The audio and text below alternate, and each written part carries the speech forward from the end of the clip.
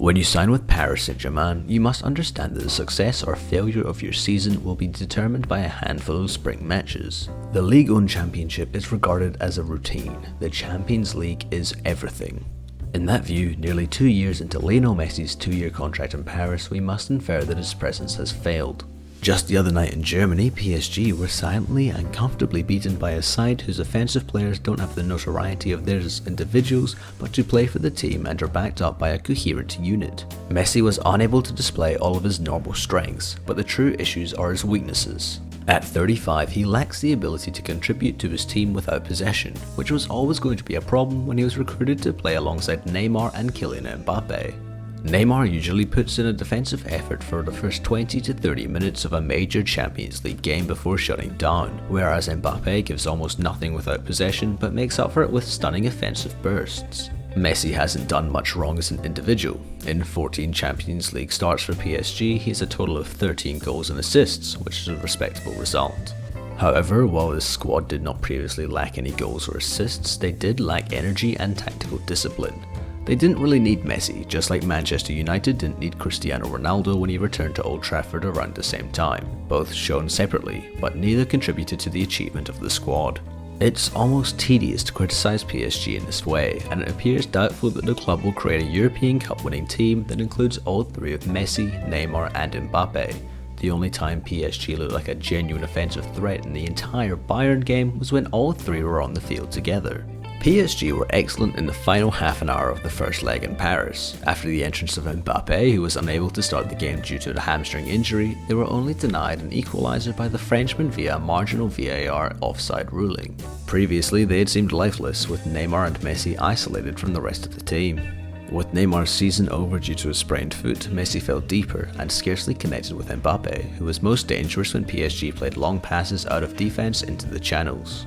It's difficult to find anything particular to criticise Messi for, or at least when his team is in control, but one consistent motif is when his team is struggling, he tends to drift too far from goal. This has been a problem for Barca, Argentina and now PSG over the years. Certainly the method has some logic. It makes sense for a team's greatest player to participate as much as possible, and it occasionally shocks the opponent.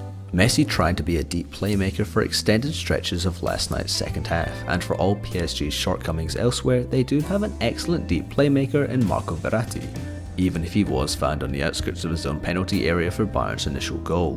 Messi must sometimes trust his teammates' skill in possession and focus on getting the ball from them where he can cause havoc. Of course, he risks not getting the ball and being chastised for remaining silent during games, but taking that risk is often the best option.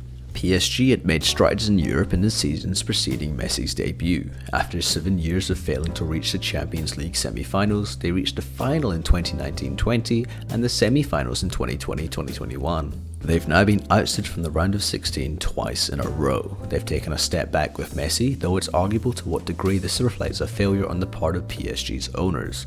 Bringing Messi to PSG was almost a goal in itself for them, a lift for the Qatar brand. The apparent irony is that Messi, Neymar and Mbappe's 2022-23 club campaigns have all been jeopardised by the Qatar World Cup.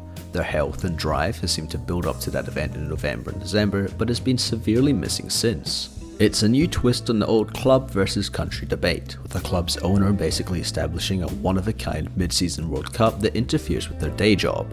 The Messi vs Mbappe final in Qatar will live long in the mind, but the key to that fight was that both were given totally free positions with no possession. That works with one person per squad, not 2 or 3. Unless you're a PSG or even a Messi fan, this is a consistently gratifying storyline, a collection of celebrities going empty because they're not a legitimate side, the equal of Galacticos-era Real Madrid.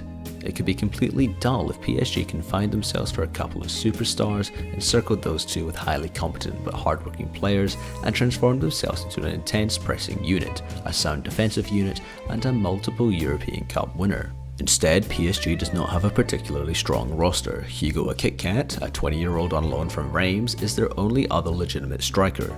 It's not like they're short of offensive midfielders. Julian Draxler, Angel Di Maria and Pablo Sarabia have all been dropped because the primary purpose of a midfielder at PSG is to provide defending skills and masses of running to mitigate the front three's flaws.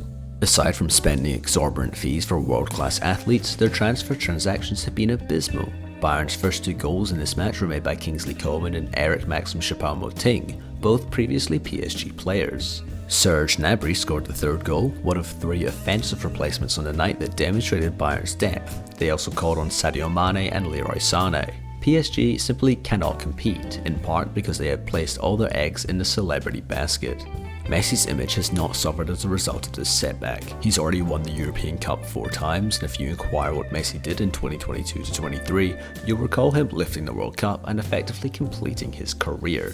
He raised the ultimate prize in international football, but he's unlikely to lift the ultimate prize in club football while wearing a shirt with Qatar Airlines branding across the breast. Messi could still remain in Paris for another season, as PSG is the only European team that can satisfy his wage demands. Otherwise, he won't recall much from his 2 years in Paris. Our Messi recollections are mostly of Barca, with a little bit of Argentina and almost no PSG, and the majority of us are content with that.